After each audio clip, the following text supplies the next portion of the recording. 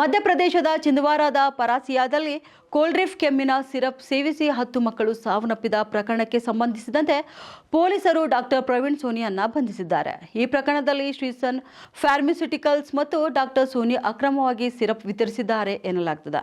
ಪೊಲೀಸರು ಪ್ರಕರಣ ದಾಖಲಿಸಿಕೊಂಡು ಕ್ರಮ ಕೈಗೊಂಡಿದ್ದು, ಅಪರಾಧಿಗಳ ವಿರುದ್ಧ ಕಠಿಣ ಕಾನೂನು ಕ್ರಮ ಕೈಗೊಳ್ಳುವುದಾಗಿ ಹೇಳಿದ್ದಾರೆ.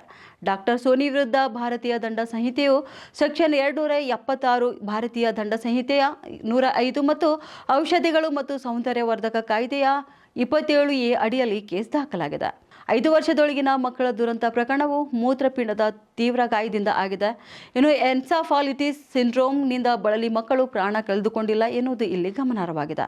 ಇದೇ ಪ್ರಕರಣದಿಂದ ಒಟ್ಟು 10ಕ್ಕೂ ಹೆಚ್ಚು ಮಕ್ಕಳು ಜೀವ ಬಿಟ್ಟಿದ್ದಾರೆ. ಹೆಚ್ಚುವರಿಯಾಗಿ ಮಹಾರಾಷ್ಟ್ರ ನಾಗ್ಪುರ ಆಸ್ಪತ್ರೆಯಲ್ಲಿ ಕನಿಷ್ಠ ಮಕ್ಕಳು ಡಯಾಲಿಸಿಸ್ ಮತ್ತು ವೆಂಟಿಲೇಟರ್ ಸಹಾಯದಿಂದ ಜೀವ ಉಳಿಸಿಕೊಳ್ಳಲು ಹೋರಾಟ ನಡೆಸಿದ್ದಾರೆ.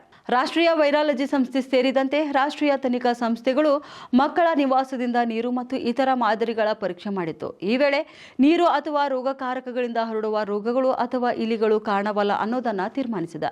ಅಲ್ಲದೆ ಮಕ್ಕಳ ವೈದ್ಯಕೀಯ ಇತಿಹಾಸ ಪರಿಶೀಲನೆ ನಡೆಸಿದಾಗ ಎಲ್ಲಾ ಸಾವುಗಳಲ್ಲಿ ಕೋಲ್ಡ್ರಿಫ್ ಕೆಮ್ಮಿನ ಸಿರಪ್ ಬಳಕೆಯು ಸಾಮಾನ್ಯ ಅಂಶವಾಗಿದೆ ಅನ್ನೋದು ಇಲ್ಲಿ ಪಕ್ಕಾವಾಗಿದೆ.